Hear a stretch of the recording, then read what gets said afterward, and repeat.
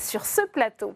Comme tous les lundis, c'est l'heure de votre rendez-vous sénateur à domicile. Aujourd'hui, nous allons à la rencontre d'Esther Benbassa, sénatrice écologiste de Paris. Elle a fait le choix de siéger aux côtés des communistes depuis les dernières élections sénatoriales. Une sénatrice engagée, notamment auprès des étrangers en situation irrégulière. C'est ainsi qu'elle a ouvert les portes du centre de rétention administrative de Vincennes à notre journaliste Cécile Sixou. Reportage.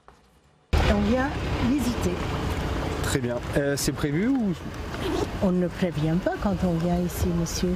S'inviter dans les lieux de privation de liberté, c'est une habitude pour Esther Benbassa. Non, je viens discuter avec vos responsables afin de voir ce qui se passe dans le centre de rétention. Ce matin-là, elle utilise son droit de parlementaire et visite le centre de rétention de Vincennes. Bonjour, monsieur. Et vous? Ça va pas. Ça va pas, j'imagine. Derrière ce grillage, des étrangers sont retenus en attente d'être renvoyés soit dans leur pays d'origine, soit dans le pays d'Europe où ils ont débarqué. Depuis le vote de la loi immigration, ils peuvent être retenus ici jusqu'à 90 jours contre 45 avant. Tout au long de sa visite, la sénatrice sollicitée est à l'écoute. À la station de bus, la police m'a arrêté. Pourquoi je suis ici ? Ce jeune Algérien, très en colère, s'est mutilé le torse et dit avoir été maltraité par la police. Ils m'ont filé mes notes, c'est le policier. Il me tire comme ça, et l'autre me fait une séquille ici dans ma tête. Il m'écrase, les autres commencent derrière comme ça, ils m'ont donné des balles, ils m'ont changé de crabe. Des cas psychiatriques, des tensions, des souffrances. Face à la direction du centre, la sénatrice écologiste parle franchement. Monsieur le directeur, dans votre centre, là, il y a l'agressivité, tension. Moi, quand je viens ici, les gens n'étaient pas comme ça. Hein. Il y a quelque chose qui s'est passé. Mon métier, c'est pas de la langue de bois. Je leur explique mon ressenti à la direction, qui actuellement a l'air de vivre une période de tension. Défendre les migrants, Esther Benbassa en a fait l'une de ses causes. C'est un peu ma propre histoire d'immigré aussi qui m'a poussé à tout cela. Au Sénat, je représente une autre voix, c'est tout, une petite voix fluette, mais qui est déterminée, qui essaye de se faire entendre. Se faire entendre aussi sur la cause écologique. En devenant sénatrice, Esther Benbassa s'est convertie à l'écologie. J'ai été sensibilisée, j'étais déjà sensible à la question en tant que citoyenne, vous savez, mais je n'étais pas une militante. Écoutez, bonjour, ça va? Ce matin, elle a rendez-vous avec Joël Morel, élu écologiste du 11e arrondissement, sur cette friche, la Basse Filante. Sur ces anciens stades à ciel ouvert, la mairie prévoit de construire un centre de revalorisation des déchets, un gymnase fermé et 80 logements sociaux. Ici, dans une telle parcelle, c'est énorme. Mais oui, alors nous, c'est vrai qu'on n'est pas contre les logements sociaux, bien évidemment qu'il faut des logements sociaux. Bonjour.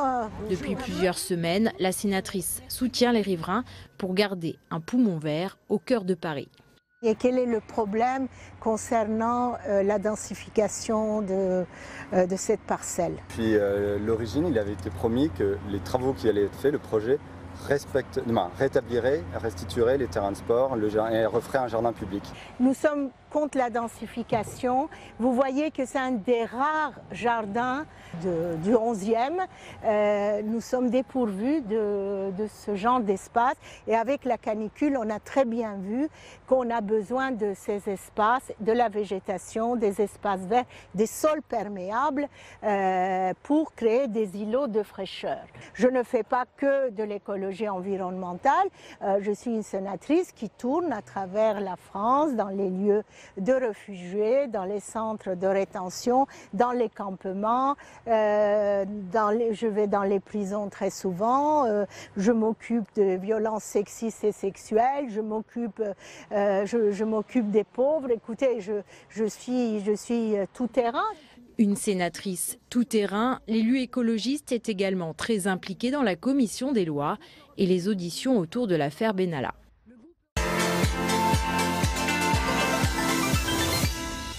Bonjour Esther Benbassa, merci d'être avec nous. On a vu plusieurs facettes de votre travail parlementaire sur le terrain. Je voudrais qu'on commence par ces questions autour des migrants, puisqu'on a vu ce centre de rétention administrative à Vincennes. Vous dites eh bien, que c'est une autre voix que vous voulez faire entendre. Alors, est-ce que depuis le vote de la loi Asile et Immigration, vous diriez que la condition justement de ces personnes s'est améliorée ? Le décret a été signé début septembre, donc ce n'est pas nouveau.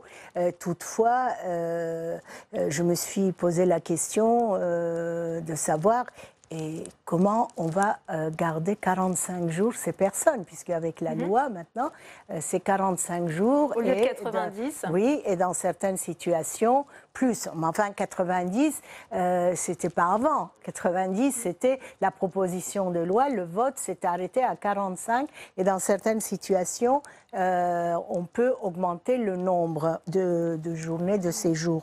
Mais il faut dire que dans ces centres, ce sont des lieux de privation de liberté.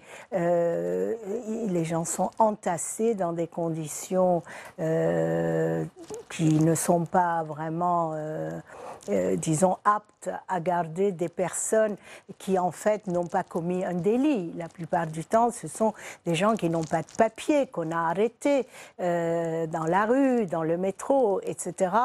Et là, moi, j'ai vu aussi pas mal de cas psychiatriques, ce que je n'avais pas vu lors de mes derniers passages dans ce centre. Donc, quand un parlementaire va dans ces lieux de privation de liberté, qu'est-ce que vous faites après? Vous alertez les autorités? Il y a un rapport qui est fait? Quelles sont finalement les conséquences après de vos J'alerte, je vais avec des journalistes, comme vous voyez, on fait des vidéos, j'écris des articles, et puis quand je me suis occupée de cette loi Asile et Immigration, j'ai parlé en connaissance de cause. C'est pas la première fois que je vais dans un centre de rétention. Je fais un peu de la tournée en France, et là, je vois combien on peut parler avec légèreté de ce qui se passe dans ces lieux, et je me dis que bientôt il y aura de vrais problèmes, parce que moi je suis passée déjà dans ce centre, il y avait une tension, la veille il y avait une sorte de mutinerie parce que les gens n'arrivent plus à supporter les conditions dans ces centres. On ne voit pas encore, c'est ce que vous nous dites, les effets de la loi Asile et Immigration sur ces centres, sur l'augmentation finalement, l'accélération dans la capacité de traiter les dossiers de ces demandeurs d'asile? Ben oui, parce que d'abord, les conditions n'y sont pas. Je ne sais pas comment on va les garder. En général, dans ces centres, tout se règle entre 12 et 16 jours, où on expulse les gens, où on ne les expulse pas. Mais là, augmenter jusqu'à 45 jours, c'est quand même une décision inappropriée uniquement pour calmer les craintes de la population. C'est vraiment une décision populiste. On a vu aussi que vous êtes une sénatrice engagée aux côtés des écologistes. Je rappelle qu'il n'y a plus de groupe ici écologiste au Sénat. Vous avez d'ailleurs fait ce choix de siéger avec les élus écologistes. Vous êtes adapté à vos nouveaux collègues depuis l'année dernière, en un an. Comment ça se passe? Tout à fait. Mais bien sûr, c'est une autre culture. Il faut s'habituer. Et je crois que des deux côtés, on fait des efforts. Moi, je peux voter ce que je veux, puisque je suis rattachée administrativement. Mais avec mes collègues qui ont des ambitions écologistes, je fais des amendements, je me bats avec eux. Vous savez, comme je l'ai dit dans la petite vidéo, je ne suis pas née écologiste, mais je le suis devenue. Et comme j'habite le 11e, j'ai visité cette friche qui, quand même, était un espace de sport ouvert qui permettait aux jeunes de venir jouer au ballon, de faire des activités sportives. Et maintenant, enfin, il y avait aussi un jardin partagé. Tout cela va disparaître avec la construction d'immeubles pour loger 80 appartements. Et ensuite, il y a aussi un centre de valorisation des déchets et puis des gymnases. Alors, le gymnase, c'est mettre fin à cette liberté. Les jeunes venaient sans être adhérents. etc. Et en plus, nous sommes écologistes, ce n'est pas le seul endroit. Moi, j'habite le 11e et on voit bien qu'on a besoin de ces lieux de verdure, de ces lieux de biodiversité.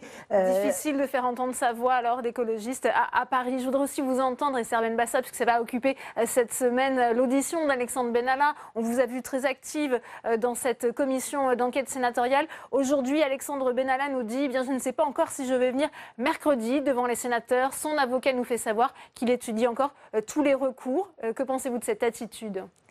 Je pense que cette attitude est très anti-républicaine.